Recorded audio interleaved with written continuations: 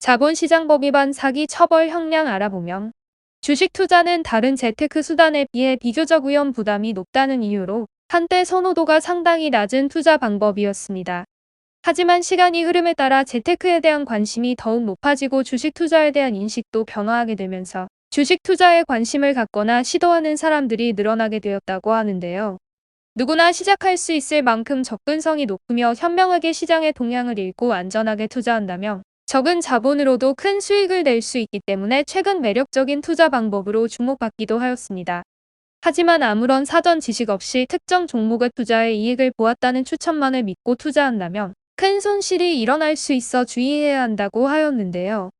이와 관련한 자본시장법 위반 사기 범죄도 최근 증가하고 있기 때문에 신중하게 판단하는 것이 무엇보다 중요하다고 하였죠. 주식 투자를 빌미로 한 사기 범죄의 경우 다양한 유형이 있으나 대표적으로 주식 리딩방 사기 범죄를 들 수 있다고 하였습니다.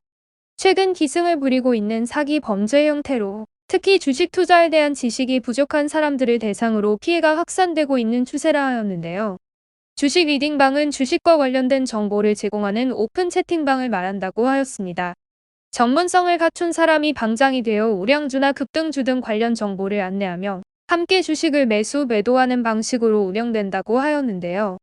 주식 리딩방 사기의 경우 허위 정보를 주고 투자자를 속인 다음 투자금을 탈취하거나 가입비를 가로채는 수법으로 진행된다고 하였습니다.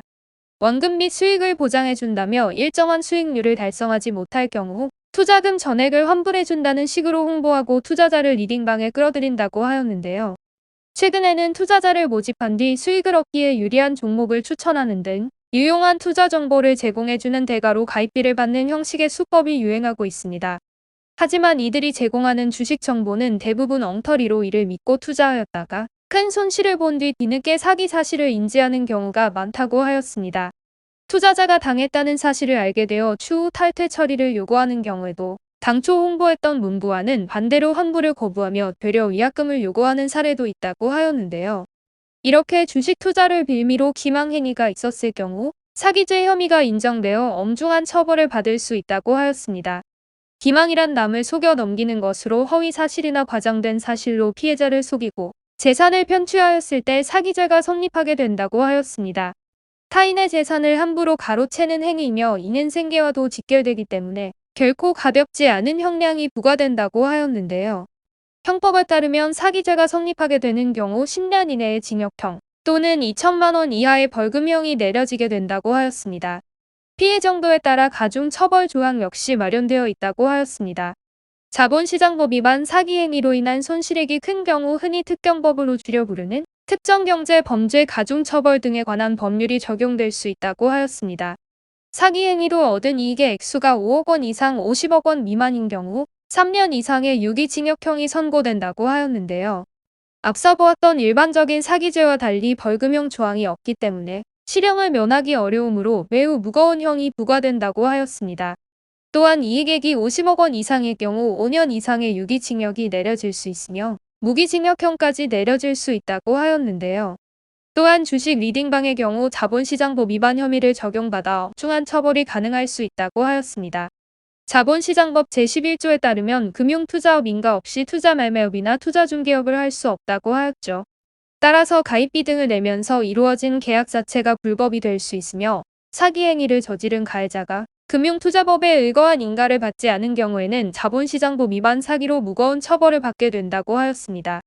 이 경우 실질적인 피해가 발생하지 않았다고 하더라도 허가 없는 영업 자체가 불법이기 때문에 처벌 대상이 된다고 하였는데요.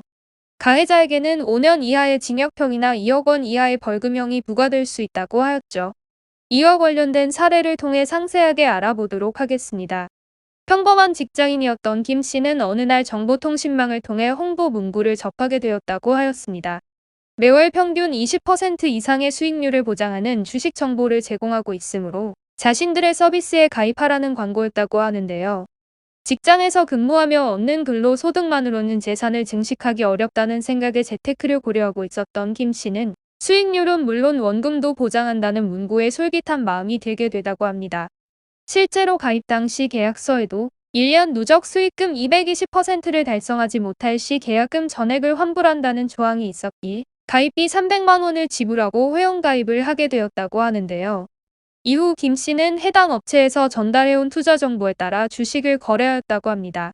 하지만 수익률은 업체가 공언했던 대로 매월 평균 20%의 수익에는 한참 미치지 못했다고 하는데요.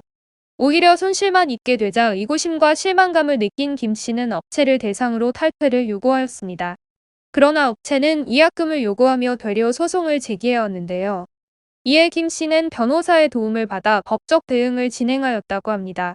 변호사는 상대 업체가 이익 보장을 약정하여 자본시장법 위반 행위를 하였기 때문에 계약 자체가 불법이라는 점을 중심으로 강력하게 입장을 피력하였다고 하는데요. 재판부 역시 이를 받아들여 해당 판결은 김 씨의 승소로 종료되었다고 합니다. 이렇듯 자본시장법 위반 사기 범죄가 있었다면 형사적인 처벌을 진행함과 동시에 민사소송을 제기하여 손실액을 변상받을 필요가 있다고 하였습니다. 형사 절차는 범죄를 저지른 자에 대한 처벌만 가능할 뿐 피해금을 구제받기 어렵기 때문이라 하였는데요. 부당이득 관한 청구 소송이나 손해배상 청구 소송 등을 진행하여 금전적인 문제와 정신적 문제 등을 포괄한 전반적인 피해를 보상받을 수 있다고 하였습니다. 이를 위해서는 가해자의 기망 행위로 인하여 입은 여러 피해 사실을 구체적으로 입증하는 과정이 요구되며 이에 연관된 법리적 쟁점을 분석해 철저하게 대응할 필요가 있는데요. 따라서 관련 법적 지식과 실무 경험이 풍부한 법률 대리인과 함께 하셔 사안을 명확히 파악해 준비하시고 자본시장법 위반 사기 피해를 구제받으시기 바랍니다.